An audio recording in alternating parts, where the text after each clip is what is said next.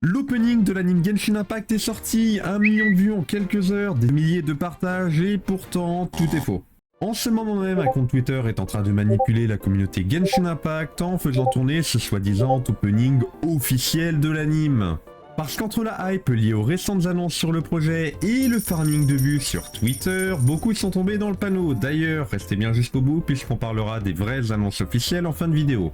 Mais on garde les bonnes nouvelles pour la fin, en attendant, on a une arnaque à démonter, et vous allez voir, quand on y regarde de plus près, ça tient pas la route 2 secondes.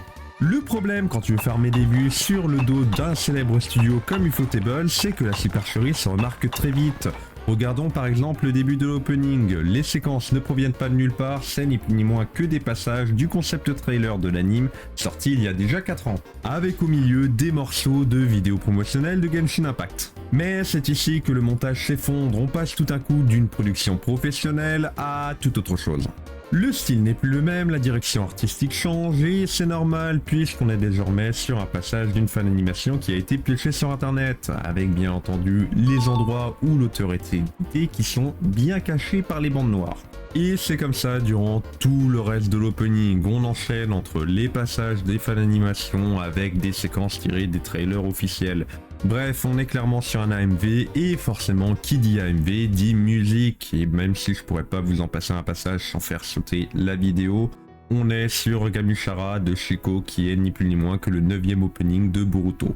On se retrouve donc avec une vidéo qui est bien loin de la qualité et du style des openings du Ufotable qui sont assez facilement reconnaissables par leur utilisation de l'animation 3D ainsi que des plans de caméra dingues qui font avec.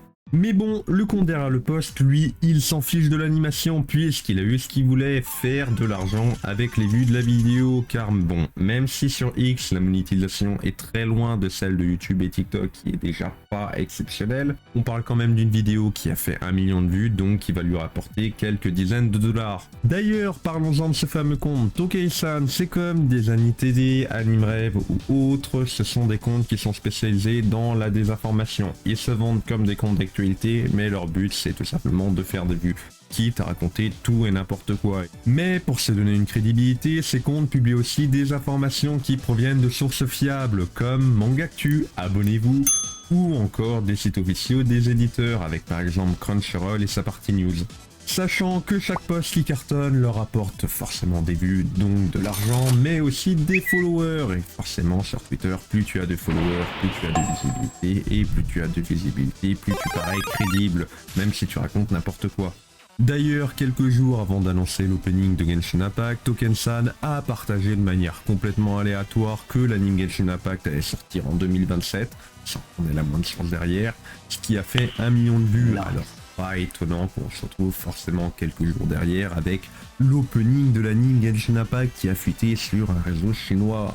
Maintenant que ce compte a trouvé son filon, on peut s'attendre à plus de désinformations de sa part dans les prochains jours. En plus, vu que la modération de Twitter est pour ainsi dire inexistante, tu peux globalement poster n'importe quoi et voler n'importe quel contenu, ça fera quand même des vues et t'auras aucun problème pour le monétiser.